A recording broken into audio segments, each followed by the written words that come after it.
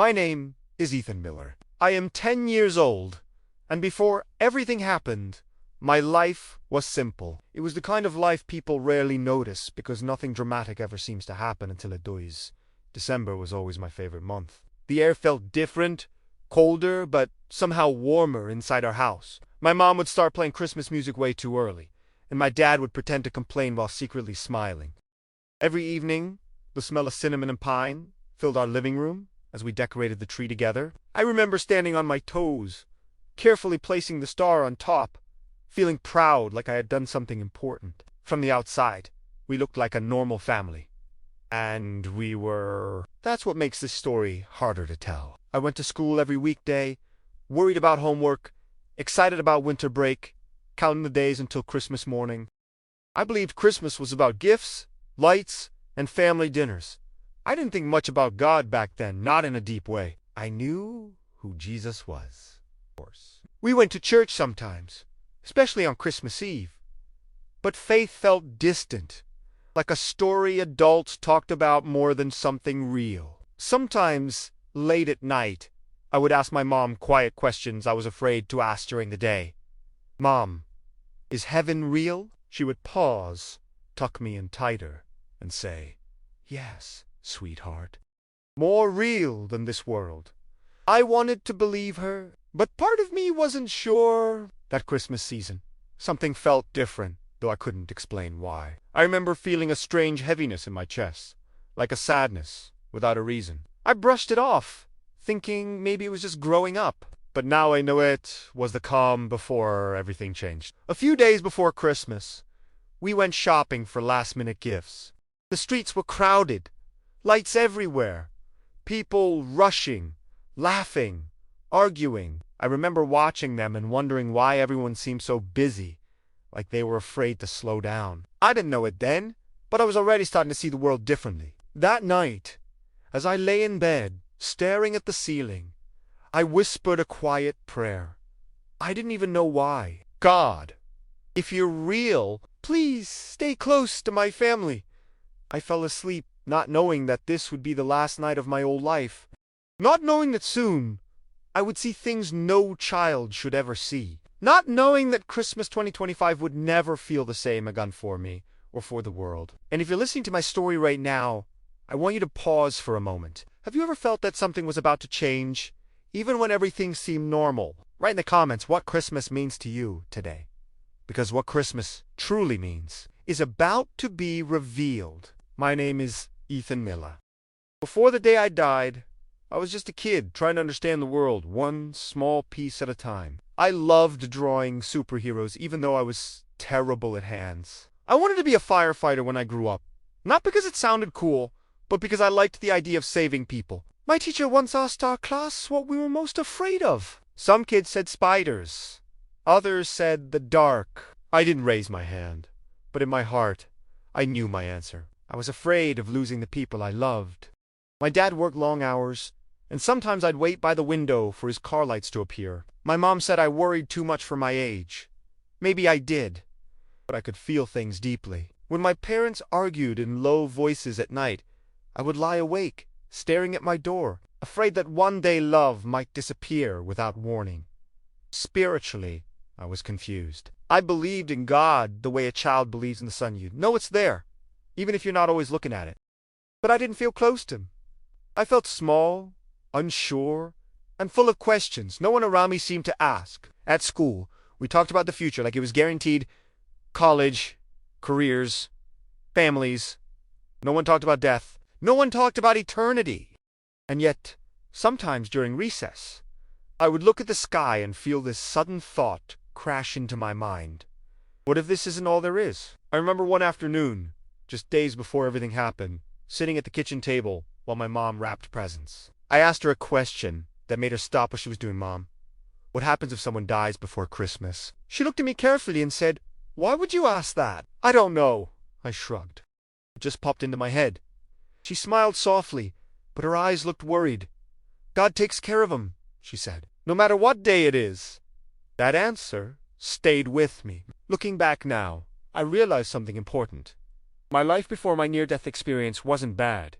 It was normal. And that's what makes this message so urgent, because most people don't change when life is normal.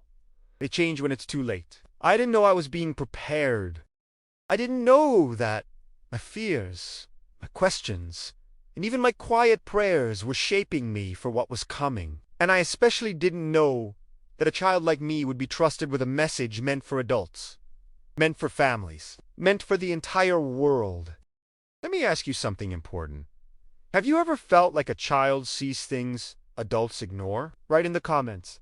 Do you think kids can hear God more clearly than grown-ups? Because what I saw next proved that age doesn't matter when heaven decides to speak. The day everything went wrong that morning started like any other winter day. The sky was pale and quiet, the kind of cold that makes the world feel slower. School was already out for the holidays, and I remember feeling relieved that I didn't have to rush anywhere. My mom was in the kitchen making breakfast, humming softly. My dad was checking his phone, half listening to the radio talk about traffic and weather. Nothing felt dangerous. Nothing felt urgent. After breakfast, I complained about a strange, tight feeling in my chest. It wasn't sharp pain, more like pressure, like something heavy sitting where my heart was. My mom touched my forehead and asked if I felt sick. I told her I was fine. I didn't want to ruin the day. Christmas was so close. But as the morning went on, the feeling didn't go away. It grew stronger. My breathing felt shallow. Sounds around me became distant, like I was underwater. I remember sitting on the couch, staring at the Christmas tree lights, when suddenly the room tilted. That's when fear finally arrived. I tried to stand up, but my legs felt weak, like they didn't belong to me anymore. My vision blurred at the edges. I heard my mom call my name, her voice sharp now, no longer calm. I opened my mouth to answer, but nothing came out. The last thing I remember clearly was my dad rushing toward me. His face pallid, his eyes wide with something I'd never seen before. Pure terror. Then everything collapsed into darkness.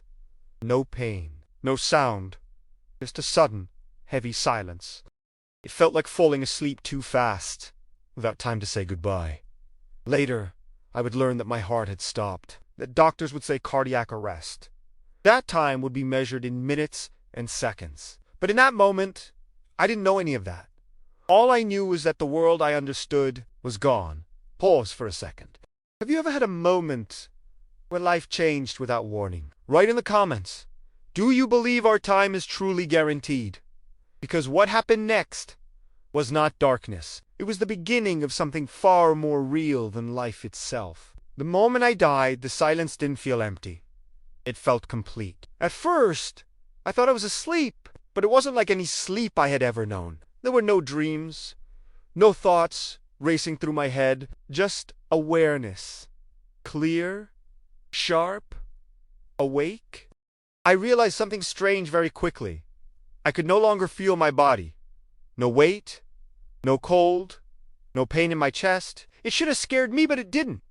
Instead, there was a calm so deep it felt impossible, the kind of peace people spend their whole lives searching for and never find. I wasn't floating yet. I wasn't moving. I was simply there. Then, slowly, sounds returned. Beeping. Rushed voices. Someone crying. I recognized that crying. It was my mother. That's when understanding hit me as like a quiet truth instead of a shock. I was dead. Not in a dramatic way. Not with fear or panic. Just a sudden knowing, as natural as realizing the sun had set.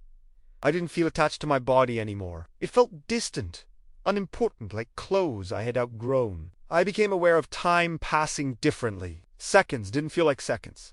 Everything felt expanded, stretched, meaningful. I could sense urgency around me, but it didn't touch me. I heard a voice say, "We're losing him." Another voice answered, "Keep going." Yet none of it frightened me. What frightened me briefly was the thought of my parents. I wanted to tell them I was okay. I wanted them to stop crying. That desire was the last emotional pull I felt to the world I had left. And then something shifted. It felt like a door opening. Not in front of me, but within me. A release. A letting go. The moment wasn't dramatic, it was gentle. Like being carried away by something that knew exactly where it was going. That was the exact moment my life ended. And the moment something far greater began. If you've ever wondered what dying feels like, it doesn't always feel like fear. Sometimes it feels like being held. Tell me in the comments, do you believe death is an end or a transition? Because what happened next was not the end of consciousness. It was a beginning of true sight. Leaving the body, the first movement I felt wasn't physical. It was awareness expanding. Suddenly, I wasn't in the silence anymore. I was above it. I realized I was rising, gently, like a feather lifted by warm air.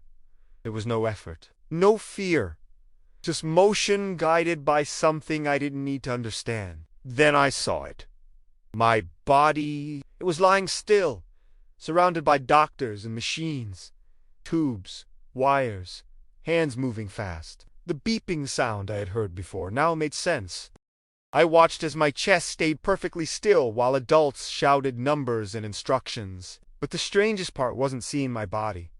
The strangest part was how little it felt like me. I recognized it the way you recognize an old photograph familiar, but no longer connected. I felt no pain watching it, no panic, just clarity. I saw my mother collapsed against the wall, her face buried in her hands. My father was standing frozen, his jaw tight, his eyes empty like he was trying not to fall apart.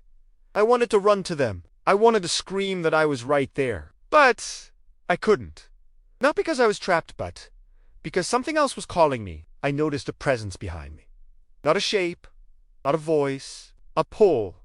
Gentle, loving, impossible to resist. The moment I focused on it, my attention shifted away from the room completely. The hospital faded. The world faded. What replaced it was warmth. Not heat, like the safest place you've ever known, multiplied 1,000 times. I felt understood without explaining anything. Every fear I had ever carried simply dissolved. For the first time, I wasn't worried about my parents. For the first time, I wasn't afraid of losing anyone. For the first time, I felt whole. Pause here for a moment. If you could leave your body and feel only peace, would you be afraid? Write in the comments. Do you believe we are more than our physical bodies? Because what I was moving toward next was not emptiness.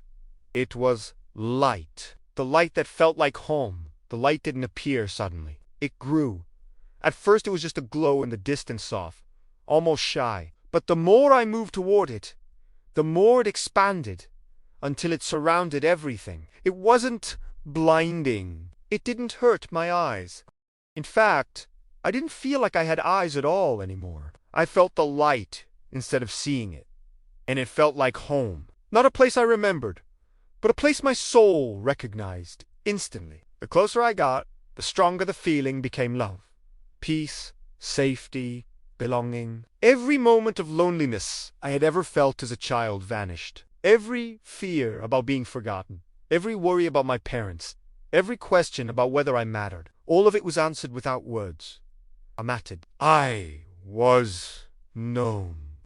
I was loved completely. The light carried memories. Not like pictures, but like understanding. I felt as if my entire life was being gently acknowledged, not judged, not replayed harshly, but understood. Even my doubts, even my fears, especially my fears. Time no longer existed the way it does on Earth. I couldn't tell if seconds or years were passing. It didn't matter. Nothing was rushing me. Nothing was demanding anything from me. For a brief moment, I wondered if this was heaven. And in that moment, I knew without being told that this was only the beginning. The light seemed alive. Not like a thing, but like a presence, filled with intention and intelligence. It responded to my thoughts before I could finish them. When I felt curiosity, it welcomed it. When I felt awe, it deepened. I wanted to stay there forever. I never wanted to leave that peace. Let me ask you something deeply personal. Have you ever felt a peace so strong it felt like it didn't belong to this world? Write in the comments. Do you believe heaven feels familiar or completely unknown? Because from within that light, someone was waiting for me. The encounter with a heavenly being from within the light, I became aware that I was not alone. There was no sudden appearance, no dramatic moment. The presence was simply there, as if it had always been waiting. I didn't see a body the way we see bodies on earth. What I perceived was a form made of light, stronger, more real than anything I had ever known, and yet gentle. I felt no fear, none at all. The presence carried authority, but not the kind that demands obedience. It was the kind that comes from truth, from love, so complete. It doesn't need to prove itself. I knew who it was. Not because someone told me, not because of a face or a name. I just knew Jesus. Or at least the fullness of him far greater than any picture I had ever seen in books or church windows. His presence felt personal, like he knew everything about me, and eternal, like he existed far beyond time itself. He didn't speak with words at first. Communication happened instantly, directly to my understanding. Every question I had ever carried was answered before I could ask it. You are safe. You are loved. You are here for a reason. Those truths didn't come as sentences. They came as certainty. I felt smaller than ever before, and at the same time, more important than I'd ever felt in my life. Not important because of who I was, but because of what I was being trusted with. Then, gently, the presence focused my attention, and the light changed. It opened. What I was shown next was not peaceful, not comforting, not easy. It was a vision. Before we go further, palsy with me. If Jesus stood before you right now, would you expect comfort or correction? Write in the comments.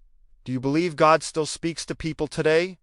Because what he showed me next was about the world, and about a Christmas unlike any we've ever known. The chilling message about Christmas 2025, the light shifted, and suddenly I was no longer just seeing. I was inside what was being shown to me. I saw the world. Not one place, not one country, but the whole earth, as if distance didn't exist.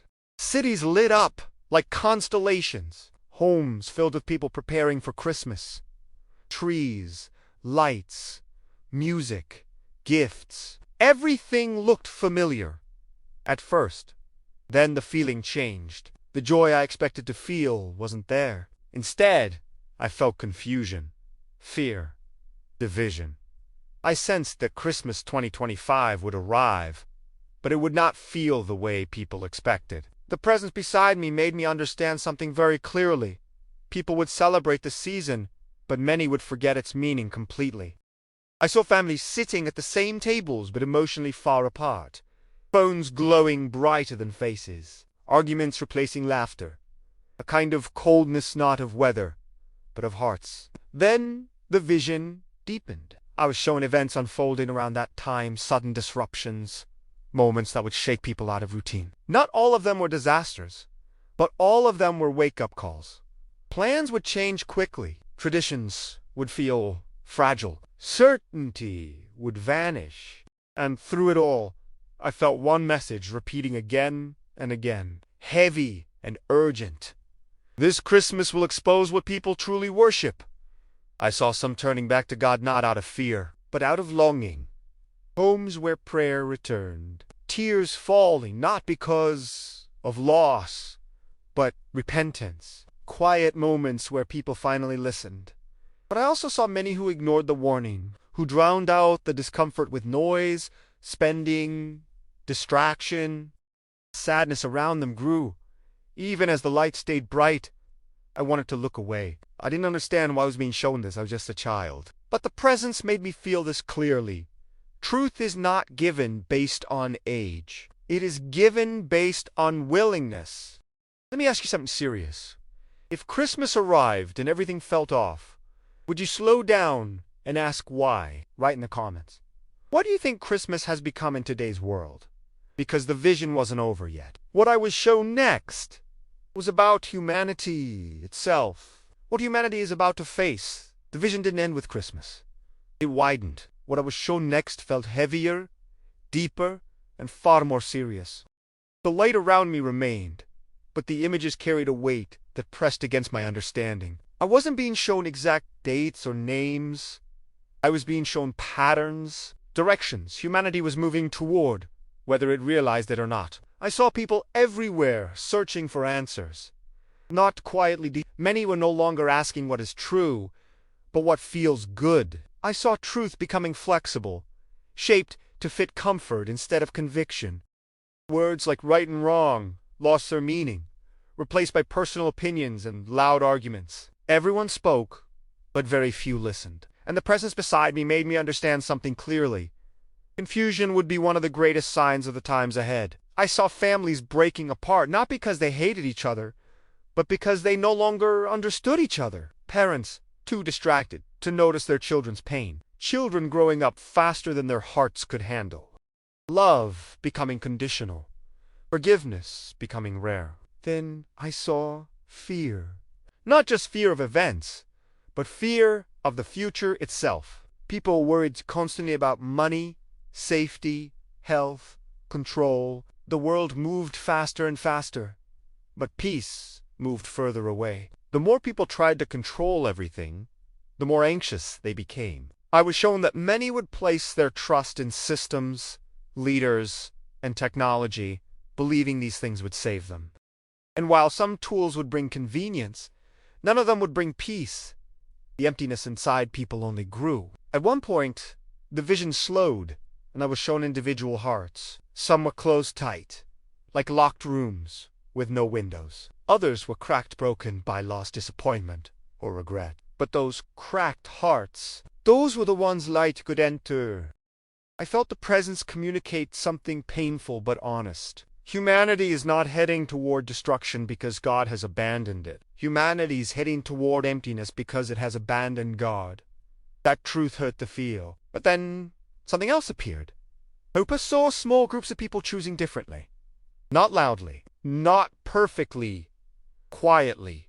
Families praying together again, people turning off the noise and sitting in silence. Apologies spoken after years of pride. Tears falling in bedrooms where no one else could see. These moments didn't look powerful from the outside, but spiritually they burned brighter than anything else I saw. I understood then that the future wasn't fixed. There was still time, but not endless time. The presence made me aware that many would ignore these warnings because nothing felt urgent enough. Life would continue. Christmas songs would play. People would laugh. But beneath it all, something fragile was forming, like ice cracking slowly under weight. I felt sadness, not anger, from the presence beside me. Sadness for people who were loved deeply, yet running in the wrong direction. I wanted to ask questions. I wanted to understand everything. But the message wasn't about knowing details. It was about recognizing the moment. And then I felt this truth settle into me.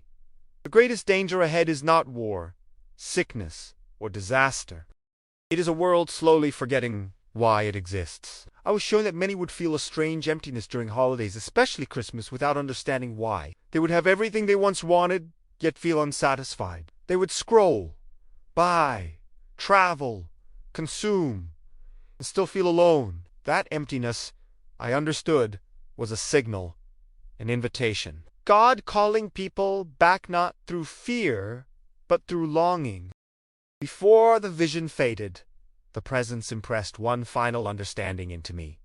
Children would speak truth. Not because they are wiser, but because they are willing to listen. And that was when I realized why I was there. Let me ask you honestly, do you feel the world is becoming louder, but less meaningful? Write in the comments.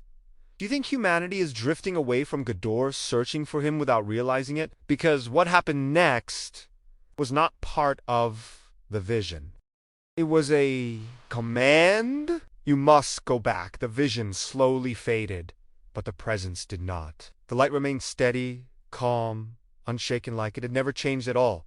What changed was me. I felt fuller, heavier in a way that had nothing to do with weight. I understood more than I ever had before, and yet I felt smaller than ever. That was when the presence turned my attention inward. For the first time since leaving my body, I became aware of a pull in the opposite direction. Not fear, Not resistance, a calling back. Gentle, but firm. And I understood immediately what it meant. I was not going to stay. A deep sadness rose inside me. Not panic grief. The thought of leaving that peace, that love, that complete sense of belonging felt unbearable. I didn't want to return to noise, pain, confusion, and uncertainty. Compared to this place, the world felt distant and fragile. I didn't speak, but the presence responded anyway. You cannot stay. The understanding came clearly. Not yet. I felt something I'd never felt before. Resistance to life. I didn't want to go back to a body that could hurt. I didn't want to go back to a world where people cried and worried and broke each other's hearts. I didn't want to forget what I had just seen. And then the presence shared something that changed how I understood everything. You will not forget. That truth settled deep inside me. I was shown my parents again, not as a vision this time, but as a knowing. My mother's grief, my father's silent fear, their lives without me. I felt how deeply they loved me, how empty the world would feel to them if I didn't return. Love pulled me harder than fear ever could. Then came the message, not just for me, but through me. You are going back because there are many who will not listen to adults, but they will listen to a child. I didn't feel chosen because I was special. I felt chosen because I was available. Because my heart had not yet learned how to harden itself. Because I could still speak simply, honestly, without hiding behind explanations. I was made to understand that my story would not convince everyone. Some would doubt. Some would mock. Some would explain it away. But others quietly, privately would feel something stir inside them. A memory of faith, a longing they couldn't explain. A pause in the noise. That would be enough. Then the presence showed me something difficult. Returning would not be easy. I would wake up confused, weak, changed. I would struggle to explain what had happened. Words would feel too small. Adults would question me. Doctors would label things. Some people would say it was imagination. Others would say it was coincidence. And that would hurt. But the presence made one thing very clear. Obedience matters more than comfort. I felt courage. And to me, not loud courage, but quiet strength, the kind that holds steady even when misunderstood. I understood that my mission wasn't to argue or force belief. It was to tell the truth as I experienced it. Before the moment of return, the presence impressed one final message into me, heavy with urgency and love. Tell them time is shorter than they think, but hope is still greater than they know. Then the pull became stronger. The light began to feel distant, not fading, but receding. I felt myself moving backward, like being gently guided through a doorway I couldn't see. The peace remained, but it was layered now with something else. Responsibility, purpose, love for a world that didn't even know it was lost. I wanted to say thank you. I wanted to say I was afraid. I wanted to say I didn't feel ready, but no words were needed. The last thing I felt before everything shifted was this. I was not being sent back alone. Let me ask you something important. If God asked you to return to a broken world with a difficult message, would you go? Write in the comments, do you believe purpose is given or accepted? Because what happened next was waking up. Waking up changed forever. The return didn't feel banal. It felt like falling. One moment there was peace, light, and purpose, and the next there was weight, pressure, noise, pain rushing back all at once, like my senses were being turned on too fast. My chest burned as air forced its way into my lungs. I coughed, gasped, choked, as if my body had forgotten how to breathe. Then voices exploded around me. He's back. I have a pulse. Stay with us, buddy. Hands pressed against me. Machines beeped louder.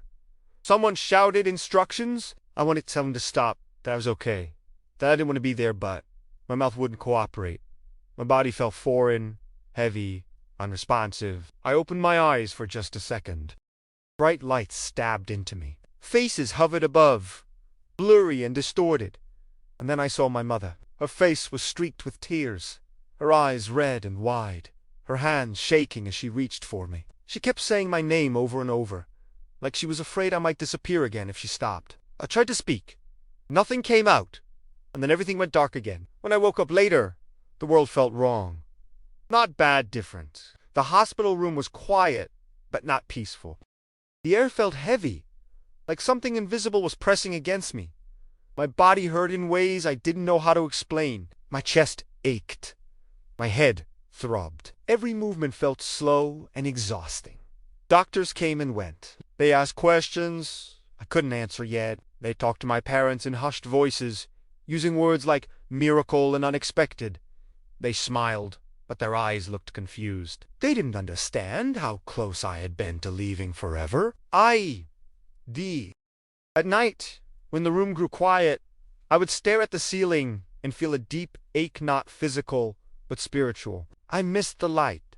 I missed the peace. I missed the presence that knew me completely. Earth felt louder, sharper, heavier.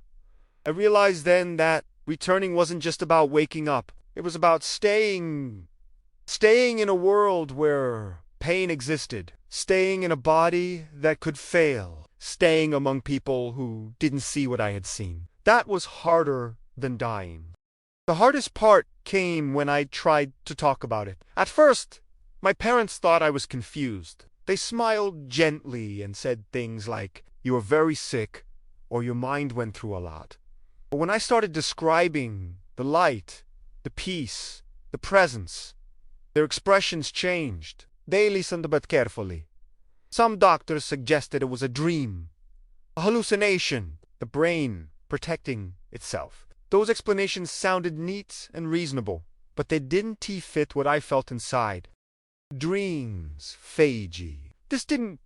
It felt more real than the hospital bed beneath me. I wasn't scared, but I was lonely. I quickly learned that not everyone wants to hear about heaven. Not everyone is ready to be reminded that life is fragile, or that eternity might be real. Some people smiled politely and changed the subject. Others avoided it altogether. That hurt. I was just a kid, trying to explain something bigger than language. School felt strange when I returned.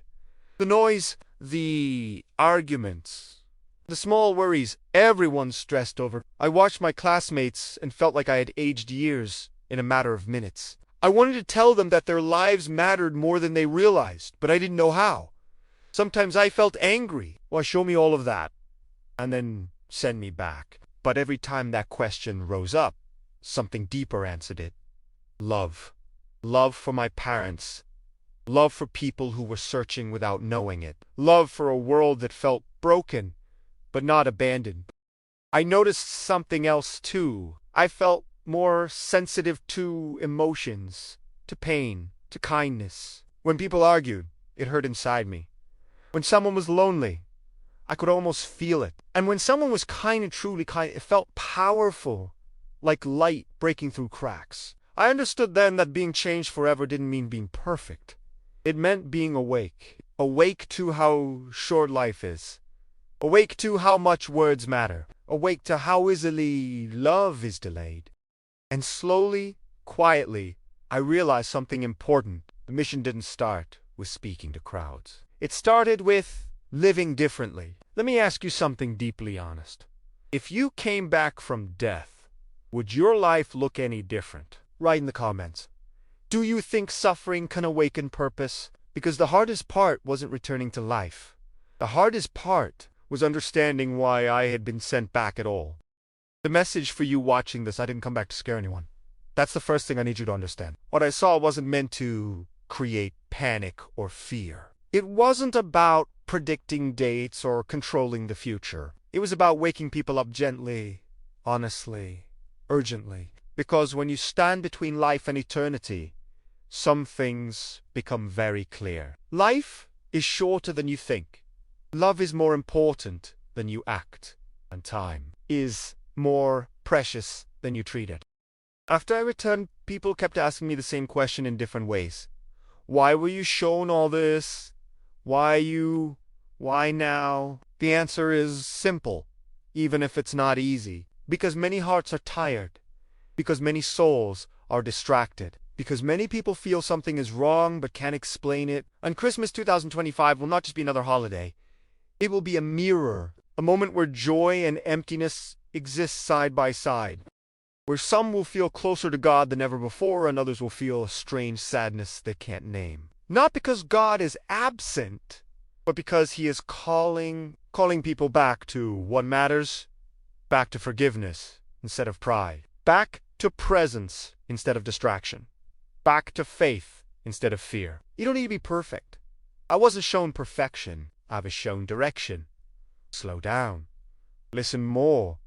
Love deeper. Don't wait for a crisis to ask eternal questions. Don't wait for loss to value what you still have. Don't wait for Christmas to remember why Jesus came in the first place. He didn't come for lights, gifts, or traditions. He came for hearts. If my story makes you uncomfortable, that's okay. Growth often begins with discomfort. But if something inside you feels stirred quietly, gently downed, to ignore that. That feeling isn't a coincidence. I was sent back with one message above all others. There is still time, but time should no longer be wasted. Call your family. Forgive someone you've been holding bitterness against. Turn the noise down long enough to hear your own soul. And most importantly, don't let another Christmas pass without asking yourself what you truly believe. Not what you were taught, not what others expect, but what you believe when everything else is stripped away. Because one day, every single one of us will stand where I stood. And in that moment, the only thing that will matter is love. Now I want to hear from you. Do you feel like something is changing in the world right now? Do you think Christmas is lost or is about to rediscover its true meaning? Write your thoughts in the comments. I read them. Your voice matters. And if this story touched you in any way, if it made you think, pause, or reflect, subscribe to this channel. Not for stories, not for views, but to stay awake, to stay ready, to stay connected to what truly matters. Because hope is still alive. The message is still being given, and the next chapter belongs to you. A final message for this generation. If you are still listening to this, then this message is for you. Not by accident, not by coincidence, and not because you were simply curious. Stories like mine don't stay with people because they are dramatic. They stay because they touch something deep or something most people try very hard to ignore. The truth is, you don't need to die to realize that the world is changing. You can feel it in the way time seems to move faster than ever, in the way conversations feel shallower, even when words are endless, in the way people are surrounded by noise, yet starving for meaning. What I was shown wasn't meant to make anyone afraid of the future. It was meant to remind you that the future is shaped by what you choose now. Christmas 2025 is not important because of a date on a calendar. It matters because of what it will reveal inside people. Some will feel joey, but it will be fragile. Some will feel emptiness, but won't know why. Some will feel a pull back to faith they thought they had outgrown, and some will ignore it all, convincing themselves that tomorrow is guaranteed, but tomorrow has never been promised. That doesn't mean you should live in fear. It means you should live awake. When I returned, the hardest thing to accept wasn't that life is fragile. It was realizing how much love is delayed. People wait to forgive. They wait to say, I'm sorry. They wait to say, I love you. They wait to change. They wait to believe. And many wait too long. If there is one thing death taught me, it is this. Love is never wasted but time. Often is, you don't need to sell everything you own. You don't need to run to the mountains. You don't need to be religious to hear this message. You just need to be honest. Honest about what you worship. Honest about what you run to when you feel empty. Honest about what you avoid thinking about when life gets quiet. Because silence is where truth waits. The world will keep telling you to stay busy, to stay entertained, to stay distracted. But your soul doesn't need more stimulation. It needs alignment. I was shown that God is not distant. He is not angry. He is not waiting to punish. He is waiting to be chosen. Not chosen through words, but through priorities, through humility, through love expressed in action, and yes, through faith. Not blind faith, but surrendered faith. The kind that admits, I don't have all the answers. The kind that says, there must be more than this.